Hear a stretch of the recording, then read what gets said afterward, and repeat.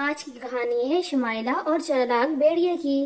کسی دور دراز ملک میں ایک ننھی منی لڑکی اپنی امی کے ساتھ رہا کرتی تھی۔ ان کے گھر جنگل کے قریب ایک چھوٹے سے گاؤں میں تھا۔ اس لڑکی کا نام شمائلہ تھا، لیکن گاؤں کے تمام لوگ اس کو شمائلہ لال ٹوپی والا کہا کرتے تھے، کیونکہ وہ ہر وقت لال رنگ کی ٹوپی پہنے رکھتی تھی۔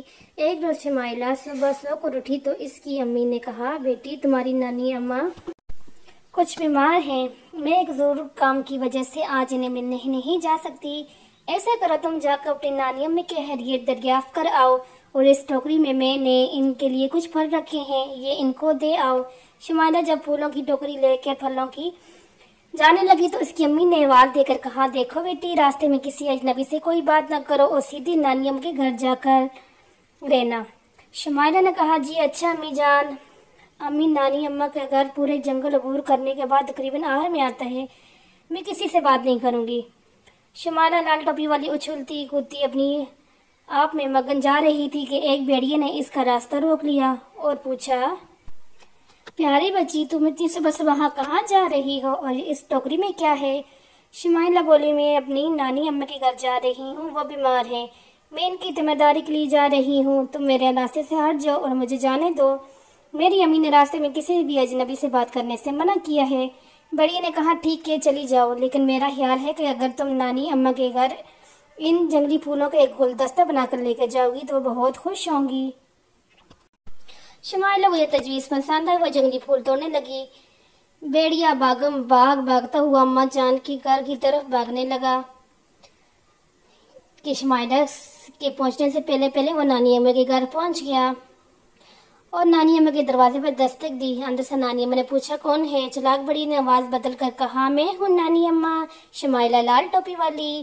نانی اماں نے بولی، بیٹی دروازہ کھلا ہے، اندر آ جاؤ۔ بڑی نے دروازہ کھولا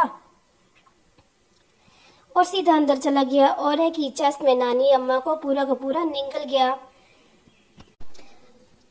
اب اس نے نانی اماں کے کپڑے پہنے اور کمبل اوڑھ کر بستر پر لیٹ گیا۔ کچھ ہی دیر گزری تھی کہ شمائلہ وہاں آ پہنچی۔ شمائلہ نے دروازے پر دستک دی تو چلاک بھیڑیے نے نانی اماں کی آواز کی نقل کرتے ہوئے پوچھا، کون ہے؟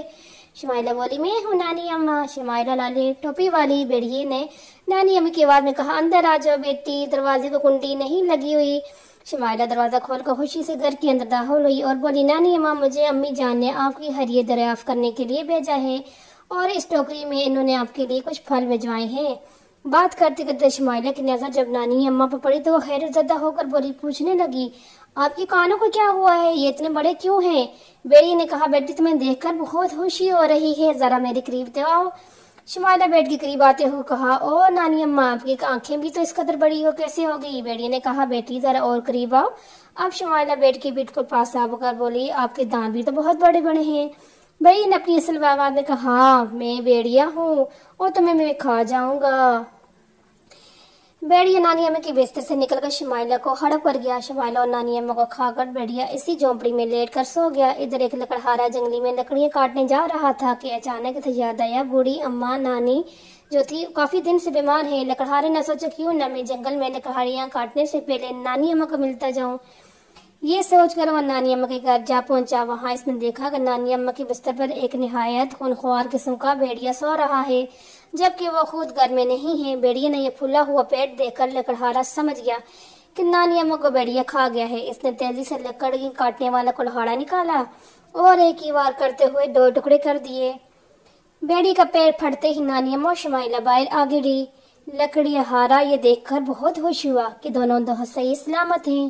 شمائلہ اور اس کی امیاں جان نے لکڑہارے کا شکر ادا کیا اور شمائلہ خوشی خوشی اپنے گھر واپس روانہ ہو گئی۔ لیکن اس دن کے بعد کبھی شمائلہ نے کسی اجنبی سے بات نہیں کی۔